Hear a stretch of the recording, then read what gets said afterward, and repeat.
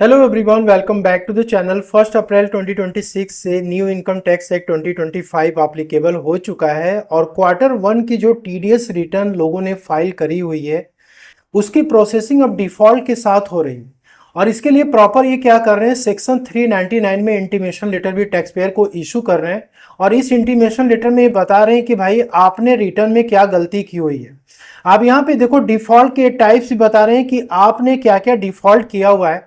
इसमें पहला डिफॉल्ट इनका है कि भाई आपने यदि शॉर्ट पेमेंट किया हुआ है तो इसको ये शो कर रहे हैं। अब शॉर्ट पेमेंट का मतलब ये हो गया कि बहुत सारे केसेस में ऐसा देखा जा रहा है कि डेसिमल के बाद जो पैसे होते हैं उसको यदि टैक्स पेयर ने रिटर्न में शो नहीं किया हुआ तो उसके लिए उसकी रिटर्न डिफॉल्ट के साथ प्रोसेस हो रही है।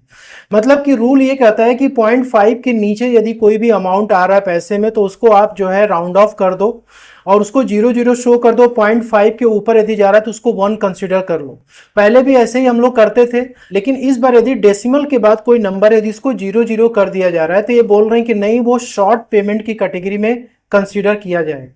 और शॉर्ट पेमेंट के लिए 0.47, 0.17, 0.18 के लिए दोस्तों इस तरीके के इंटीमेशन लेटर डिफॉल्ट के लिए इशू किए गए हैं टैक्स पेयर को। अब यदि किसी ने शॉर्ट पेमेंट किया हुआ टैक्स का तो उसका इंटरेस्ट भी यहाँ पर आपको दिखने वाला है कि भाई कितना इंटरेस्ट आपको पे करना था, जो कि आपने नहीं किया। थर्ड है कि यदि किसी ने लेट में टीडीएस डिडक्ट किया हुआ, रिटर्न्स में उसने मेंशन किया हुआ डेट, तो उसके लिए भी यहाँ पे इंटरेस्ट चार्ज किया जा रहा है। और फोर्थ यहाँ पे ये इंटरेस्ट ऑन लेट पेमेंट।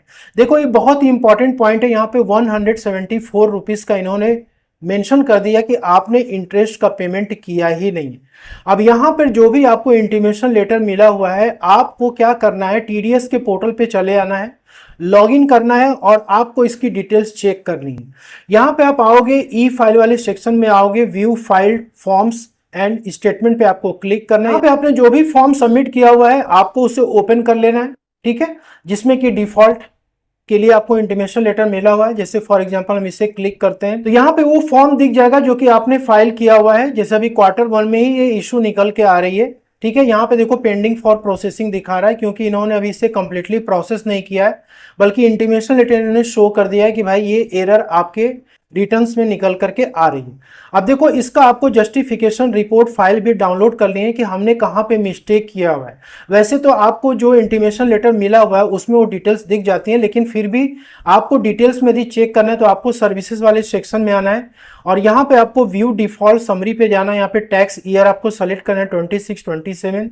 यहाँ पे आपको क्वार्टर वन, इसके बाद फॉर्म टाइप आपने जो भी फाइल किया हुआ रिटर्न्स वो आपको सेलेक्ट करना है, सर्च पे आपको क्लिक करना है और यहाँ पे आपको डिफॉल्ट की समरी दिख जाती है। इसके बाद आपको यहाँ पे व्यू पे क्लिक करना है तो आपको ये डिटेल्स दिख जाती है कि आपने कहाँ पे मिस्टेक किया हुआ है। जैसे इस पर्टिकुलर केस में क्या हुआ है कि इनके अनुसार ये है कि हमने सेक्शन 398(3) में जो लेट पेमेंट होता है, मतलब टीडीएस जो है काटा, फिर उसके बाद उसको डिपॉजिट जो किया गया वो लेट में किया गया। तो यहाँ पे क्या हो रहा है कि लेट में जब टीडीएस डिडक्ट किया गया तो उसका प्रॉपर इंटरेस्ट भी कैलकुलेट किया गया, इंटरेस्ट को डिपॉजिट किया गया, चालान भी उसके लिए जनरेट किया गया। उसके बाद टीडीएस रिटर्न में अमाउंट भी इंटरेस्ट का मेंशन किया गया है। वो मैं आपको यहाँ पे दिखा देता हूं कि टीडीएस रिटर्न में हमने क्या किया कि इस अमाउंट को, टोटल इंटरेस्ट के अमाउंट को यहाँ पे मेंशन किया हुआ है, ठीक है, जबकि हमने यहाँ पे ज्यादा इंटरेस्ट डिपॉजिट कराया हुआ है। और यहाँ पे जब रिटर्न्स की जो प्रोसेसिंग हो रही है इसमें बोल रहे हैं कि भाई आपने लेट पेमेंट पे कोई इंटरेस्ट का पेमेंट किया ही नहीं। अब देखो आपको क्या करना है, इसका डिटेल्स यदि चेक करना है कि ये क्यों यहाँ पे इंटरेस्ट जो है लेट पेमेंट पे कंसीडर कर रहे हैं, यहाँ पे आपको raise request for justification report पे आपको क्लिक करना है। इसके बाद आपको डाउनलोड सेक्शन में आना है, यहाँ पे डाउनलोड जस्टिफिकेशन रिपोर्ट पे आपको क्लिक करना है, ठीक है। यहाँ पर आप क्या करोगे, जैसे आप रिक्वेस्ट डालोगे आपको यहाँ पे 26, 27 फॉर्म नंबर अपना सेलेक्ट करना है, देन आपको क्वार्टर यहाँ पे सेलेक्ट करना है, यहाँ पे इनिशिएट रिक्वेस्ट पे आपको क्लिक करना है। इस तरीके का आपको एक रिक्वेस्ट फाइल मिल जाएगी डाउनलोड करने के लिए। ये फाइल आपको डाउनलोड कर लेनी है। अब देखिए इस बार इस फाइल को यदि आप ओपन करोगे तो आपको बहुत ही लंबा चौड़ा पासवर्ड देखने को मिलेगा ओपन करने के लिए। तो यहाँ पे देखो पासवर्ड मेंशन किया गया है, आपको इसी फॉर्मेट में ही पासवर्ड डाल करके ये जो जस्टिफिकेशन रिपोर्ट है आपको डाउनलोड करनी है। अब देखो यहाँ पे जस्टिफिकेशन रिपोर्ट को जब हमने डाउनलोड किया तो यहाँ पे बहुत ही इंटरेस्टिंग चीजें निकल करके आई कि किस तरीके से ये जो टीडीएस का पोर्टल है डिजाइन किया गया है कि दोस्तों यहाँ पर हम लोग का जो वर्कलोड है अब बढ़ने वाला है। क्योंकि ये क्या कर रहे हैं कि जब हम इंटरेस्ट का पेमेंट टीडीएस रिटर्न में ऑलरेडी कर चुके हैं, उसकी चालान की कॉपी भी अपने पास ऑलरेडी अवेलेबल है। यहाँ पे आप देख सकते हो कि total interest consume to the extent available, interest का हमने पेमेंट कर दिया और टीडीएस रिटर्न में भी शो कर दिया, लेकिन यहाँ पे इन्होंने कंज्यूम किया ही नहीं।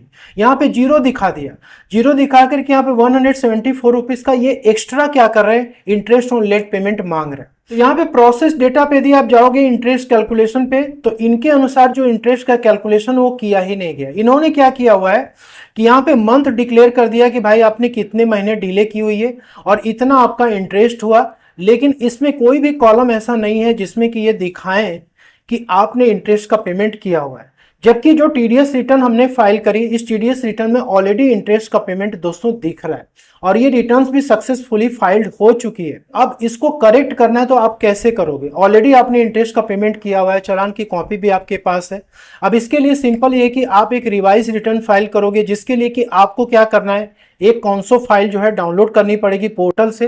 अब कॉन्सो फाइल को डाउनलोड करने के लिए आप क्या करोगे, यहाँ पर आप डाउनलोड वाले सेक्शन में आओगे, इसके बाद डाउनलोड कॉन्सो फाइल पे आप क्लिक करोगे। यहाँ पर आपको टैक्स ईयर सेलेक्ट करना है, यहाँ पे आप फॉर्म सेलेक्ट करोगे, भाई 138 हमने फाइल किया था, क्वार्टर यहाँ पे सेलेक्ट करोगे, इसके बाद इनिशिएट पे आपको क्लिक करना है। ये देखो यहाँ पे आपको एरर शो करेगा कि कॉन्सो फाइल इज नॉट अवेलेबल। अब यदि मान लो कि आपका कॉन्सो फाइल डाउनलोड हो भी जाता है, इसके लिए अब आपको रिटर्न प्रिपरेशन यूटिलिटी आपको चाहिए करेक्शन स्टेटमेंट फाइल करने के लिए। यदि करेक्शन स्टेटमेंट के लिए आप ई फाइलिंग पोर्टल पे आओगे तो आपको ये मैसेज हमेशा बहुत दिनों से मैसेज दिख रहा है कि TDS and TCS correction statement will be enabled shortly.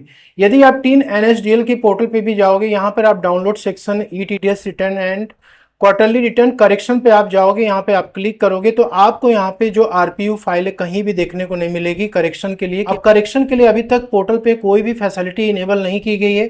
ऐसे केस में इस तरीके की यदि एरर्स निकल के आ रही है, यदि शॉर्ट पेमेंट का केसेस है, तो फिर आपको अपना फिर से जो रिटर्न है वो रिवाइज करना पड़ेगा। जो भी अमाउंट है वो आपका चालान के थ्रू पेमेंट करना पड़ेगा, फिर आपको रिवाइज रिटर्न फाइल करनी पड़ेगी। और ये जो प्रॉब्लम है कि आपने ऑलरेडी इंटरेस्ट का पेमेंट कर रखा है लेकिन इन्होंने कंज्यूम नहीं किया हुआ है इस पर्टिकुलर जस्टिफिकेशन रिपोर्ट फाइल में, तो उस केस में सिंपल एक तरीका तो ये होता है कि आप यहाँ पे ग्रीवेंस जाकर के रेविस कर सकते हो। और सेकेंड यहाँ पे ये कि आपको एक कॉन्सो फाइल जैसी अवेलेबल होती है उसके बाद आप फिर से उसको रिवाइज करके सेंड कर सकते हो। यहाँ पे रेस ग्रीवेंस में आपको आना है, default in quarterly TDS statement पे आपको क्लिक करना है। यहाँ पे आपको inaccurate computation of interest on default payment, इस पे आपको क्लिक करना है और यहाँ पे आपको 2627 सेलेक्ट करना है। यहाँ पे आपको Q1 सेलेक्ट करना है। फॉर्म टाइप में आपको यहाँ पे 138 सेलेक्ट करना है या फिर आपके ऊपर जो भी फॉर्म एप्लीकेबल होगा। यहाँ पर रिमार्क्स में आप जो है अपनी कंप्लेंट डाल सकते हो और यहाँ पर आप अपनी फाइल्स को अटैच कर सकते हो।